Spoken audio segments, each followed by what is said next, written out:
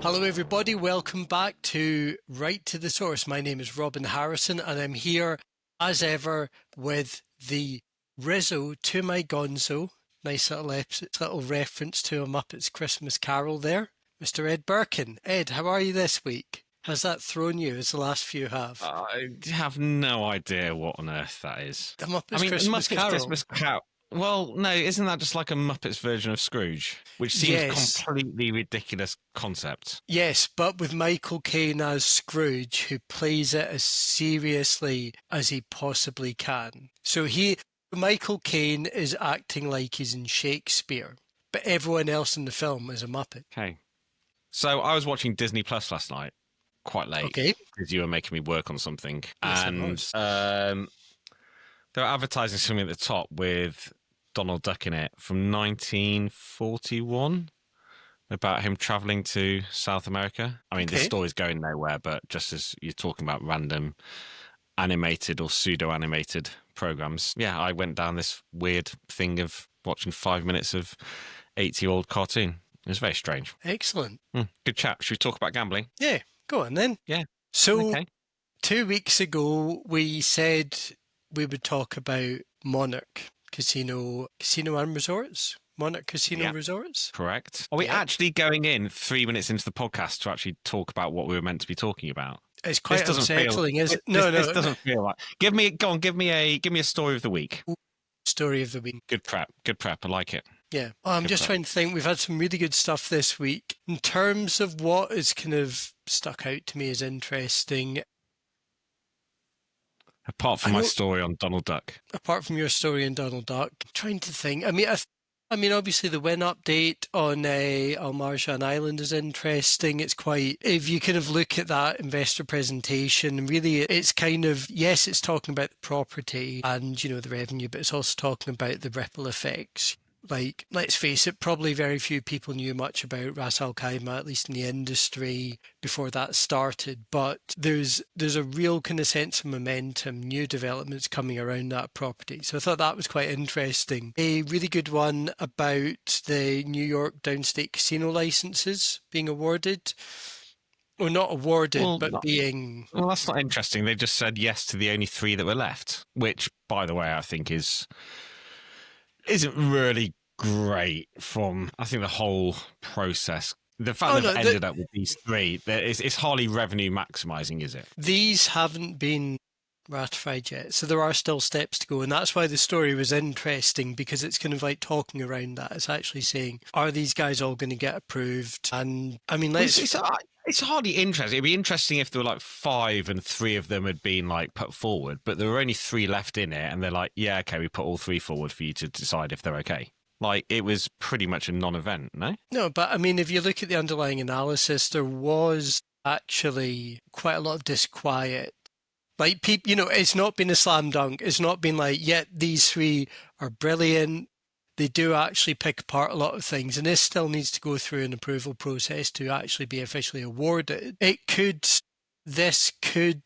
still not be all 3. I think is the underlying message. They're in pole position, yes. I mean, it's quite easy to put them in that position, but might not be such a sure thing. Well, I mean, obviously they're in pole position because there are only 3 people left. But yeah, I think they've missed a trick not having one in Manhattan personally. But whether that be the Times Square one or the Hudson Yard one, look, I think the Times Square one would have been pretty iconic. I think the Hudson Yard one would have been one where it's kind of a bit more out of the way. Because of a bigger property, you know, that whole area is being redeveloped. Yeah, I know there's probably traffic concerns around it and everything, so nothing's perfect. Yeah, but then also it would have been Wynn. It would have been incredible. Yeah, and I don't want to be biased, but Wynn do have outstanding property. They do. Encore was my go-to one in Vegas. I stayed somewhere else this year, which was subpar.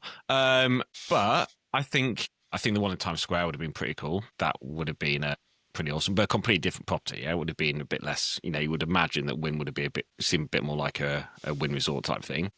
But look, you know, getting that many people, it's pretty congested and getting down to there. But as the adage goes, you know, don't let whatever the adage is, perfection. You know, don't let perfect get in the way of good. And I think that, maybe some slight issues around that. I don't know if it was that or the political things or whatever that meant that the kind of, was it the zoning panel didn't allow either of them. But so you're kind of left with places that I think aren't, having two in Queens so close to each other.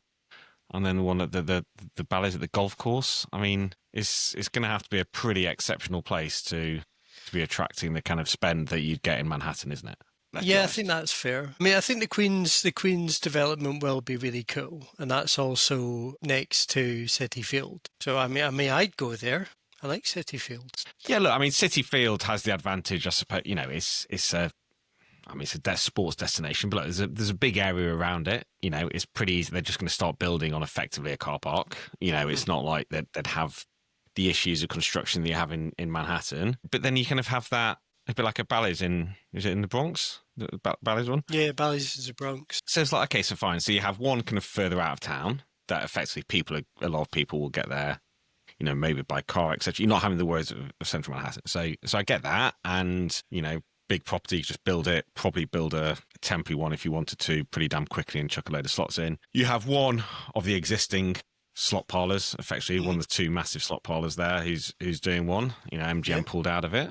Then, the third one, I just kind of think it would be a different type, but, having something in Manhattan is going to attract a very different caliber of person. And you don't want the same demographics split between three casinos.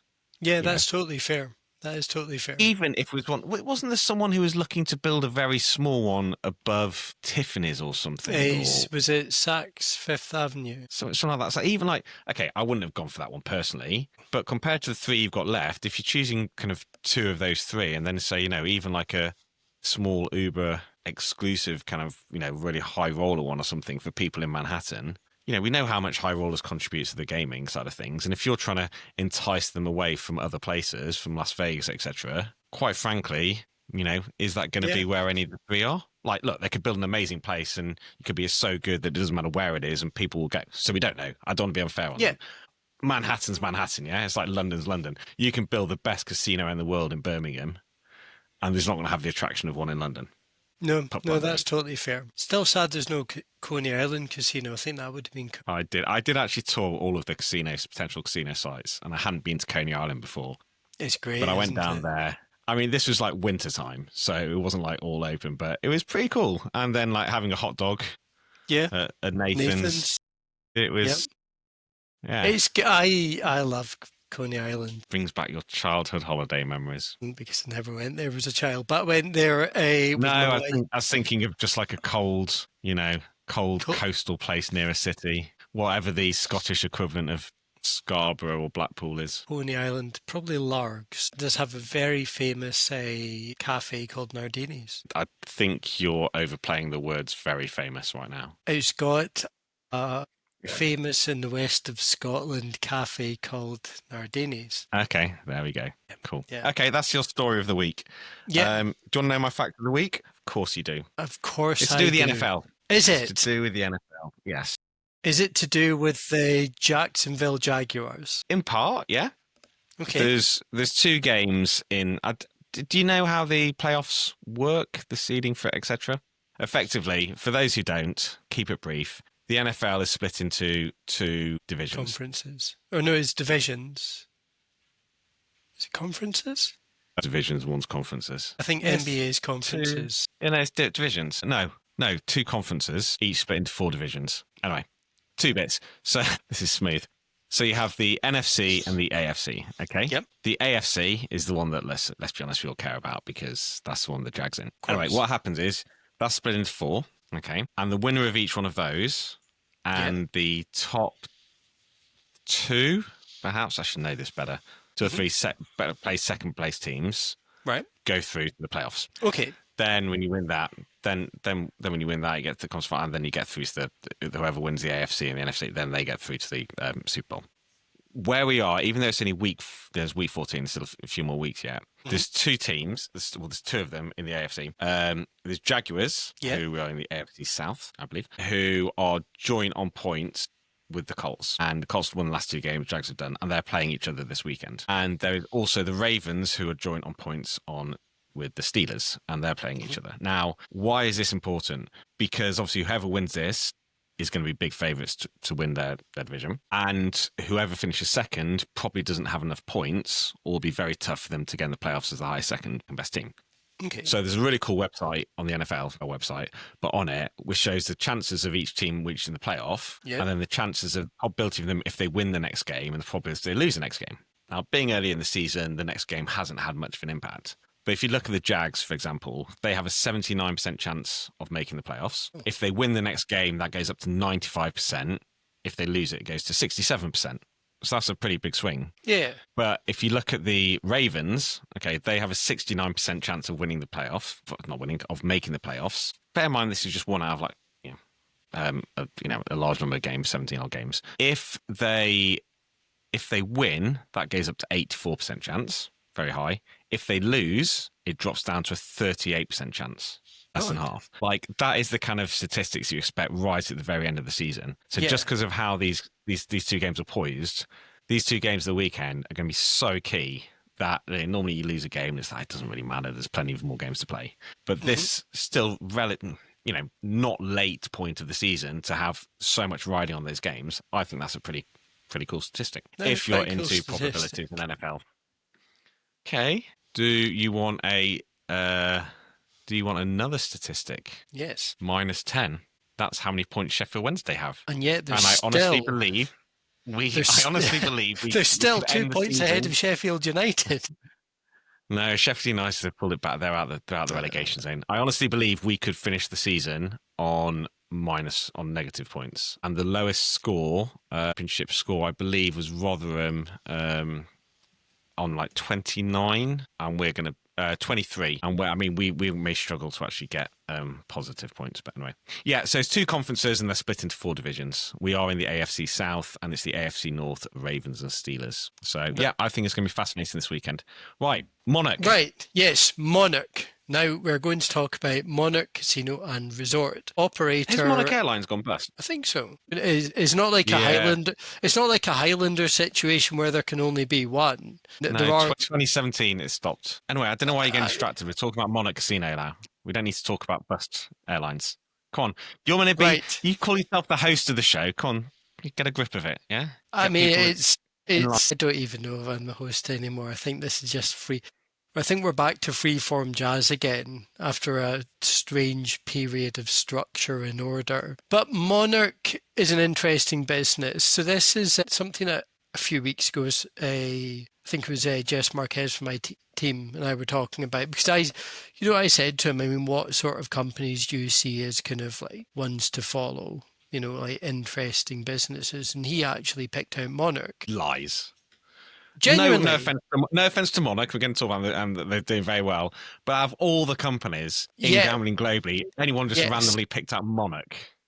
What? A company with a big property in Reno, a Reno native has spotted it and tracked its progress. Shock horror. So look, no, genuinely, Jess brought up Monarch and the reasons that he brought up were actually very interesting. I think it speaks to some trends that we see in that sector. 2 properties, one in Reno, which I think is the Atlantis, and then one in Blackhawk, which I think is just Monarch Casino Resort Spa, that kind of thing. Small business, but it kind of looks perfectly formed. I think that would be fair to say. Is that borne out by the data? And then I'll go into more about... Well, the data doesn't really tell me it's perfectly formed, however you want to talk about that. But it does in a way, because they have 38% EBITDA margins, adjusted EBITDA margins. Very strong. Pretty good. How does that compare to, I don't know, like... It's obviously not a like for like, but what's the EBITDA margin at one of like the big scaled operators? Yeah, bit lower. What are you talking about, Lambert? I'll look it up. I've got a model on it. I'll get a model open. But let's look at revenue. So last year, $522 million. What percent do you think, or how much of that do you reckon is casino versus hotel versus food and beverage? I would say vast majority. Casino. 55% or so. Okay. 294 million of it. Because you say they are big properties, so 127 million food and beverage, 76 million hotel, 25 million other, potentially spa-y type stuff, retail. Spa retail.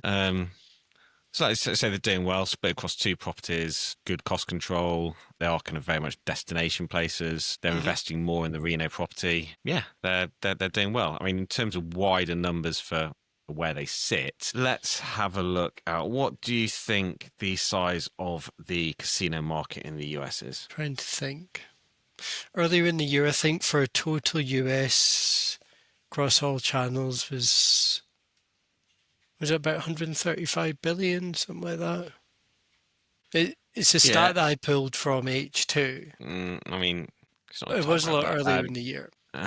It's also not a number we had. I mean, you're not a million miles off. So if we look at gaming and gaming in total, this year it's going to be about 110, 111 billion. Within that, if you look at casinos, so ignore card rooms, 6 billion, gaming machines outside of casinos, VLT stuff, 16 billion. You're looking at just under 90 billion for casinos, of which surprisingly, or maybe not, depending on how much you know about the market, about 50-50 in terms of Native American versus commercial casinos. Yeah.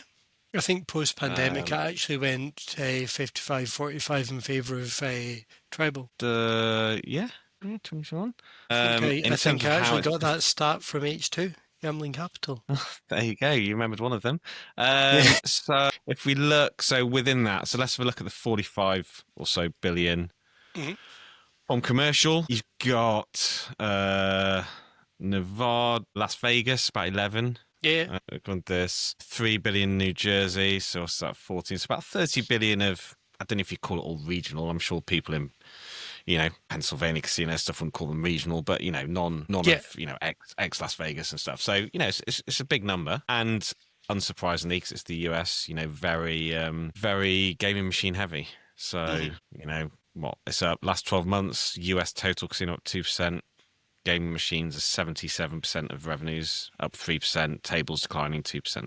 That's my stats on that. Interesting. I mean, one of the things that you look at someone like Monarch, and obviously it's relatively small business in the grand scheme of that industry, but with that sort of profitability, it's kind of interesting to see a business knowing what it does and doing it well, rather than trying to kind of expand and overextend. Because I think it could be levelled at some of the larger, more scaled operators. They're trying to do too much. To answer your question from earlier, I know they're not there, but Wynn Macau, 30%. So Wynn Las Vegas has an EBITDA, adjusted property EBITDA. Obviously, you've got all the corporate costs that need to come into this, etc. So that's going to take the actual EBITDA down. But on a property level, Vegas is at 37. The Encore Boston is at 29. When you take into account other costs, their actual EBITDA margin is 25. Yeah, you would say that at 38%, their adjusted EBITDA, depending how much what they're adjusting for, is quite a few percentage points higher than what you'd say comparable places are. Bigger ones are. Maybe other regional ones have a similar type thing, but I'd be interested if you have any data on that. Penn have a bit of a mixture. Segment, their EBITDA, adjusted EBITDA is 10%. EBITDA, so before rental costs, is 20%. Obviously, the interactive segment doesn't really help. It's not exactly contributing loads of great stuff. But, their Northeast segment is 29% EBITDA, so that's before rental costs. It does depend on, I imagine that's probably a comparable one because... that's interesting. Monaco own their properties, I assume. Yeah, do they own I assume so. I don't have it down to hand, but I'd imagine so. Like I said, I can't see a big rental line that we've got in their model. I could ask. So I went down a wormhole yesterday, and I decided that as part of my ChatGPT, when I use it, for certain things, give it a persona, So a persona. I asked what I should call it and what the persona should be. Okay. So after half an hour of back and forward discussing it with itself, I decided to name it after my dog, AD, and said you can be like my fun buddy who works hard. And some of the stuff it comes out with is it's quite funny.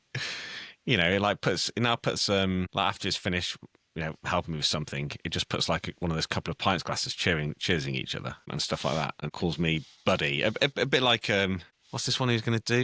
Yeah, if you want, I can ADify it into something bulletproof and stuff. It's like it's really taken on the persona. Have you ever seen the film Her? with Joaquin Phoenix? No, I don't think so. Because, I mean, I'd look up the plot of that film because it sounds like you were living that film out Is that the with one where you kind of ChatGPT. fall in love with your ChatGPT thing? Yeah, he falls in love with his phone, voiced by Scarlett Johansson. Maybe I have. There was one. Is that the one where he can't get rid of it and he keeps coming back to him or something, or not? I don't think so. I don't think it No, might. No, that was the one with the chubby lad. Is that?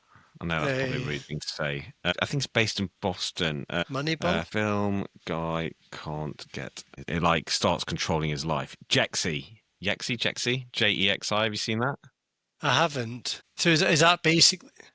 Is man completely addicted to smartphone, has no friends and a non-existent love life? When he's forced to upgrade his new phone, device's built-in AI assistant begins to help him get a real life, and then becomes a tech nightmare determined to keep him all to herself. So Jexy is basically the sort of the. Okay, maybe, yeah. Well, I hope your experience with ChatGPT/AD is more her than Jexy. Yeah, no, he's like AD is now your sharp, loyal after-work beer buddy who still shows up locked in and on point. Thinks smart as hell, a little dry humour, zero fluff, fully in your corner. I'll keep that vibe consistent going forward. I mean, yeah, why not? If you're going to be having conversations with a computer, you might as well have it with, a bit of personality. I suppose. We've come a long way from Clippy. We've also come a long way from Monarch Casino and the gambling industry. Yes, we have actually. Okay, come on, you're in charge. Bring it back on point. Come on. Bring it back on point. When have I ever actually done that? I just let it run and see how far over the horizon it gets. Right, much like random country generator. Okay, right. Should we do that? Yes. What country are we going to talk about for all of 2 minutes next week? Before we do that, we need to think of something. You're going to make me do a 1 minute thing for LinkedIn. I don't really know what we're going to say we've talked about. So we have actually, let's just recap. We have done it. Monarch's a pretty good company, potentially someone in your, or very, very well-run company in a, pretty large segment of Vegas, Atlantic City, perhaps not regional US casinos, still growing despite being mature, pretty impressive adjusted EBITDA margins. Incredibly impressive. Highly profitable, potentially someone in your business talked about it, although that's still questionable. So we talked about some data on the market. You said it was fascinating that 3 people who are in a process for casino are still in the process. No, I didn't. I said the nuance to it that is been overlooked for the most part and the potential fault lines. That is interesting. At this point, I think there is still a lot of hurdles for all 3 to get those licenses. Right, random country generator, Netherlands. You love talking about the Netherlands. I think we need to do the next one. Yes, we do. Nothing against the Netherlands, but we talk about it a lot. It keeps becoming this cautionary tale, and I think we need to find other examples. France, we've done. Ecuador. A casino referendum beyond that. If we don't Seychelles? I think that's quite niche. Switzerland? Have you done Switzerland? I don't think so. What did we talk about Switzerland when we were talking about something? Was that group Partouche we talked about Switzerland perhaps? A little bit. Yes. We've touched on it with something. Okay, we'll do Switzerland. Yeah, let's talk about Switzerland. A language, well, that depends, doesn't it? French or German? Or Romansh or Italian? Yes. Population, around 8.6. That's not bad. Capital, I obviously wouldn't have got this, which is bad. Currency? A Swiss franc. National flower? The Edelweiss or something? Yes. How do you know that? I didn't even know it was a flower. I thought it was a beer. The Edelweiss. Yeah. It's a song from The Sound of Music. Yeah. Why would you sing The Sound of Music? I thought The Sound of Music was the only thing that people who were born when my parents were born watched. I don't particularly care for The Sound of Music because I'm scared of nuns, but my daughter has a little music box which plays Edelweiss, and we have to put that on to make her go to sleep. She's like a year old. Why has she got The Sound of Music? Why has she got Edelweiss? What are you trying to get her to be some prodigy or something? Do you put Mozart on? No, it's just for whatever reason that she seems to go to sleep to this song, so we're pressing home that advantage. Has she ever listened to the podcast? I would hope not. Why? Every listener counts. I don't know if she can't independently log on and access the podcast, so wouldn't be registered as a listener. One of the things that has bizarrely become a recurring thing to make her, to kind of distract her or entertain her, there is a popular food blogger who's also slightly bearded and bald. And I was showing her those videos, and I thought it was because, a lot of cuts and a lot of him gurning and shoveling food down his horrible mouth. So I thought that was it was all flashing images. But I think I'm starting to worry that she thinks that I'm him. Yeah, look, I mean, I think it's great that, she can look beyond some of your physical attributes and still, still my physical limitations. Right, national dish. Rosti, which is a great dish. As in the potato? Yeah. Just Swiss dish consisting mainly of potatoes, sautéed or shallow fried in a pan. It's just grated potatoes. I do mine. I don't. No, you form them into little patties, don't you? Yeah, well, I grate mine, which I think you meant to. And then I have these little cast iron things I put on top of the argers, kind of like crisp each side, and then just shove it on a baking tray in the oven. But it's not. I've never really done it perfectly, if I'm honest. Anyway, yeah. So that's Switzerland. So we'll talk about Switzerland. Okay. Off the top of your head, tell me some things. I mean, they've got casinos. They've got the casino online casinos. is tethered to casinos. Yeah, that's quite Anything interesting. Else you don't want to repeat that I've just told you? I said that, but I wasn't listening to you. Did you say the same thing? Yeah, you're going to blame some delay. You literally just repeated it half a second later. I thought we just spoke over each other. I mean, I zone out a lot when you're talking anyway. Yeah. Trees, I think there was 2. There's Lottery Romande and... Yes, there is. Gespa. Or no, is that the regulator? Who's the other one I'm thinking of? Swisslos. Swisslos. Yeah, Swisslos and Lottery Romande. Is that right? Yeah. Yeah. Speaking of lotteries, the Icelandic lotteries just brought out data from first time since 2019. Wow. Good chat. Cool. So we're going to talk about Switzerland and any other news flow that happens between now and next week. Yeah. And did I hear you correctly, sir, that you are about to put out one of the podcasts that we recorded at G2E a good 2 months ago? I potentially am, yes. It's taking a long time to track down the other episodes, but I have at least one. Okay. So fantastic. I mean, holding it back for this long, people are going to think it's good. Yeah. I mean, the guest is good. We are not. You can't polish it, can you? Even if it is in Vegas. You just censored yourself. That is unsettling. So on that note... But you can wrap it in glitter. On that note... Thank you for listening. Next week, we will be talking about Switzerland, and we hope you enjoyed the episode, and we'll see you in the next one. Robin, so I don't seem insensitive. How's your shoulder, buddy? My shoulder is healing nicely. The stitches have been removed. Thank you very much. See you in the next episode. Bye, everyone.